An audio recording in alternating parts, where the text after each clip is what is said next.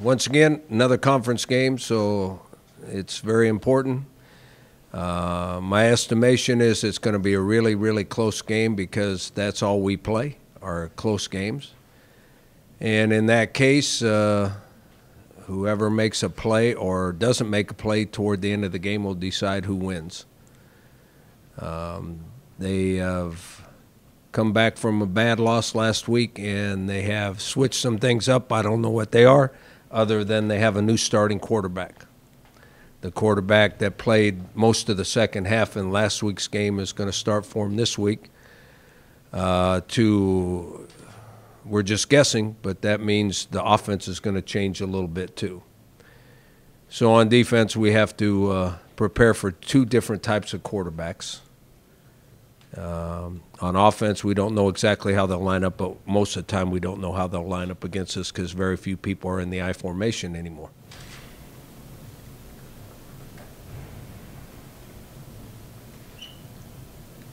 Do you have any video on the Arizona State quarterback that's going to start? Yeah, he played in one game last year that they won, and then he played a little bit early in the season this year, and then played almost the whole second half last weekend.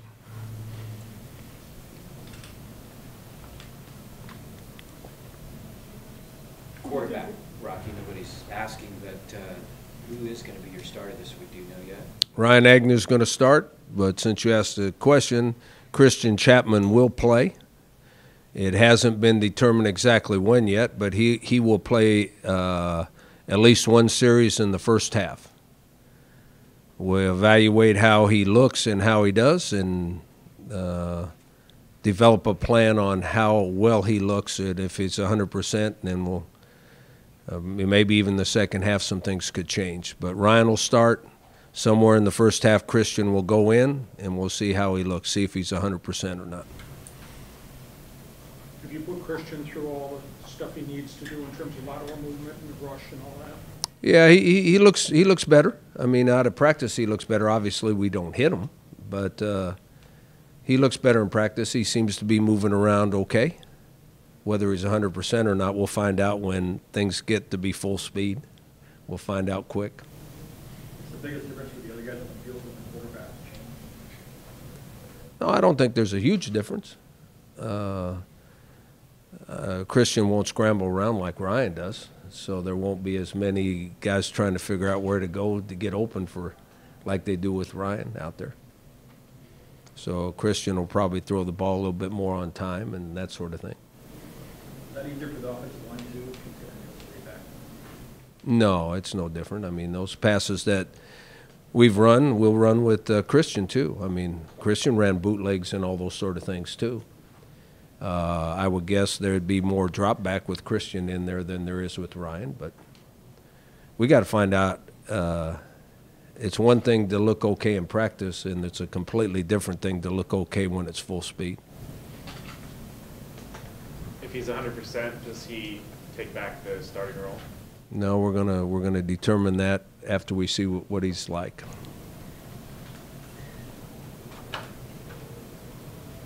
Rocky, where do you think your team is right now, physically and emotionally, like the last 3 to 4 weeks? I think, because you get emotional when you win and lose games, there's a lot of emotion involved. And when you get away from the emotion, we are who we are.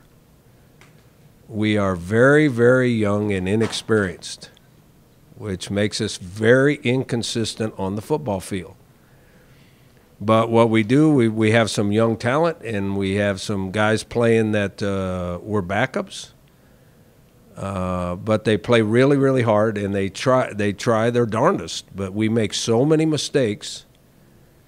Even when we play well, we can't play well for the whole game. We have peaks and we have valleys. And when we have the valleys, they go ahead or get back in the game. And when we have peaks, we look pretty darn good. But that's not going to change. That's not changing. As soon as we lost a few guys and we started playing 23 and 24 freshmen, that's what we get. And that's not going to change for the rest of the year. Coach, you guys threw the ball 41 times against Nevada. Was that kind of part of the game plan, something you saw in Nevada, or was it a lack of production in the running game? I think going into the game, we thought they'd play hard at the line of scrimmage, that we could use play-action pass, and it worked very, very well. What we're not getting is big runs like we have in the past. We ran the ball okay, and we had some 6- and 7-yard gains, maybe even an 8- or 9-yard gain running the ball. But in the past, when we would get our running backs into the secondary, there was at times, every once in a while, they would break a 50- and 60-yarder for a touchdown. Since we're not getting those big plays out of the running game, you have to get the explosive plays, 1 or 2, to get a touchdown normally, so we're trying to get it more out of the passing game. Now, last week, they did a nice job of adjusting and taking away some of our play-action pass, and we ran the ball okay. But to get an explosive play, we were trying to throw it. Coach, what are your thoughts on how Agnew has played since he took over the starting job? I think he has played pretty well. I think he's just like the rest of our team that are not veteran players. I mean, even though he's been around a while, he hasn't played extensively until the last few weeks. And he's made a lot of plays to help us win. Okay, he didn't get it done last week, but he's made a lot of plays to help us win. But there's a lot of things that are keeping it close, too.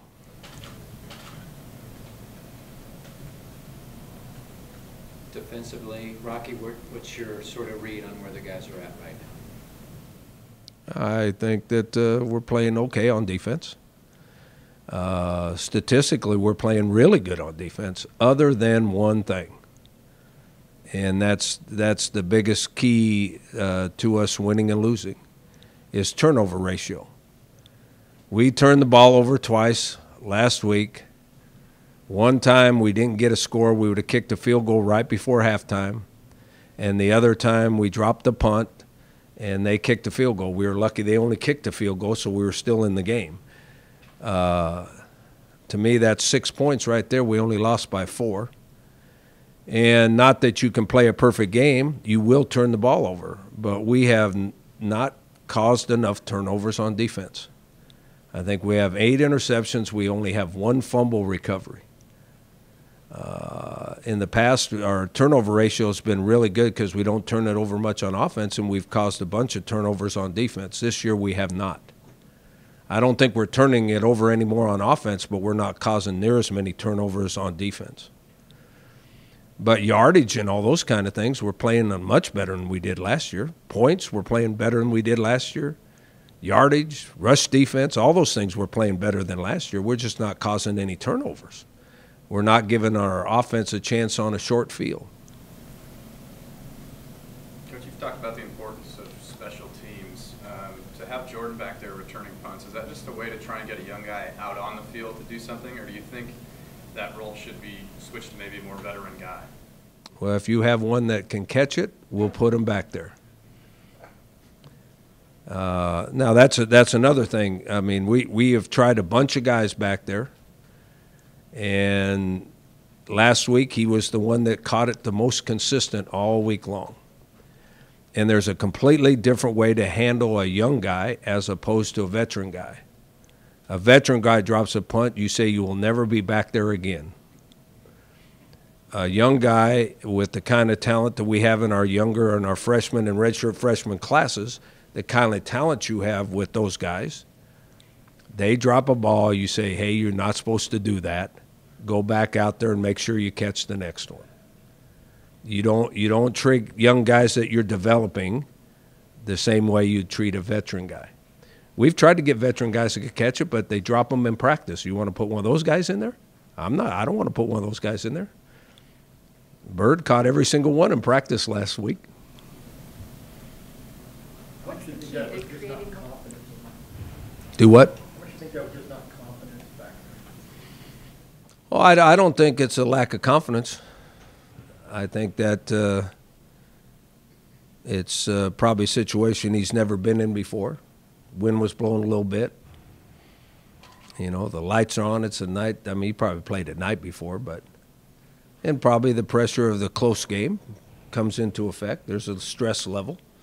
that most of those guys haven't experienced before, because there's guys as big and strong as fast as they are out there, and they're not used to being in those situations. They've always been the very best guy out there. Would you contemplate using Juwan as a punt returner as he eases in back to a 60-minute role? We're probably not going to use Juwan back there, even though he is a confident guy. That's here's another one about punt returners. That's too dangerous a position. You can return kickoffs because you can catch the ball and you've got time to see where you're running. You've got time to see where they're coming from. You can actually drop a kickoff and pick it up. I've seen it happen many times and score touchdowns.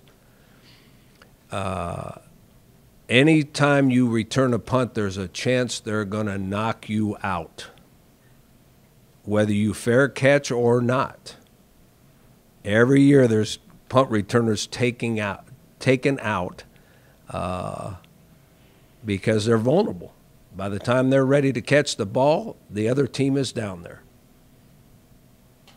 So, go ahead. I was just going to say, was Rashad kind of a different breed? Because you guys put him back there a few times last year. Yeah, we put him back in the last 2 games of the year. Okay? Since he was at the end of his career, he was probably our best guy all along. Juwan's probably our best guy too, but he's coming off an injury. You're not going to take the chance of him getting hit any more than he has to. What's the key to getting more turnovers on defense, and is part of that mentality thing that you think? I've been around for a while, and that's just the way it goes. Some years you cause a bunch of turnovers, some years you don't. Just like on offense, some years you don't turn it over much, and other years you turn it over a lot.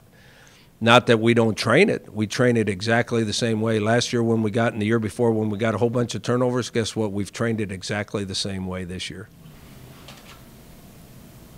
Rocky, when you go back to Albuquerque and you walk into that stadium, do you get an emotional rush of memories with this player, what you accomplished as a coach? No, I don't. I don't think much about it other than I have a lot of really good friends there, and every one of them is calling me and wanting sideline passes. Which sideline? Well, I told them they couldn't be on our sideline if they were wearing red. So. What are the high school juniors and seniors who, they're too young to remember when you coached in New Mexico, but do you have any special stature with the potential recruits out of New Mexico? Well, I have a lot of friends that are coaches out there, so we've been able to recruit. We've got 2 really good players on our team right now from the state of New Mexico that are freshmen, and both of them are playing a whole lot. So that was a pretty good connection with some of the people in Albuquerque. New Mexico and New Mexico State, there's hardly any Division I kids in that state. How tough is it to build a program based on what you experienced trying to fix the logos? I think it's really tough to build a program because you don't have local talent. And people ask that why all the time. It's purely population. There's no better football players in any state than any other state in this entire country. It's purely population. There's so many Division I athletes by so many people. I've been told, I don't know if this is true, but I've been told there's about 1 Division I athlete now, not football player, for every 100,000 people. Well, if you don't have but 1 million people in the state, that means there's only 10 Division I athletes, which probably means there's 1 or 2 football players.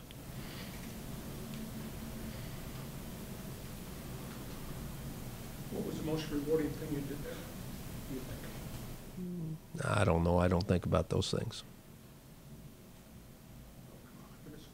No, I don't. I'll think about that when I'm not coaching anymore. I'll think about all that stuff. I'm worried about trying to win a game right now. Anything else for Coach? Is Washington still on track for a couple weeks from now? Yeah, Isaac Lassard and Juwan Washington have a chance to play this week. They have not been cleared to play this week yet, but they have a chance. And it seems like everybody's really, really positive about both of them playing next week, and everybody's really hopeful that they'll get to play this week.